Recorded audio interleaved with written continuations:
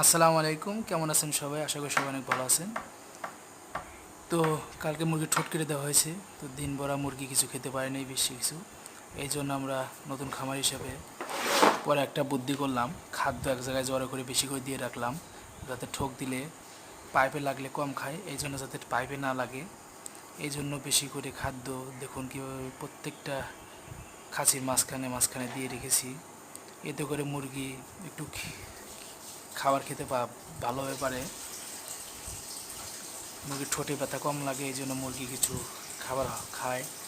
আর যদি প্রথমে যেমন ছড়িয়ে দিয়েছিলাম সকালবেলা, সকাল থেকে আছর পর্যন্ত খেতে পারেনি মুরগি, দুই এক ঠুকুর দেওয়ার পরেই ব্যথার কারণে তারা খেতে পারে নাই। তো এখন আলহামদুলিল্লাহ মুরগি মোটামুটি বিকেলে বুদ্ধি করার কারণে মুরগি একটু ভালোভাবে খাওয়া দাওয়া করছে। এই জন্য যারা নতুন খামারি তারা অবশ্যই মুরগির ঠোঁট কাটার পর এইভাবে বুদ্ধিটা প্রয়োগ করবেন, ইনশাল্লাহ কাজে দেবে। এই জন্য ভিডিওটা করা।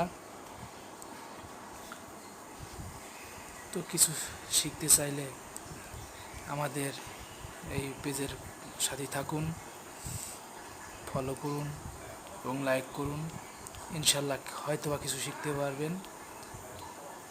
তো আমরা নতুন খামারি, তারপরেও চেষ্টা করি ইনশাল্লাহ অন্য খামারিদের থেকে শেখার।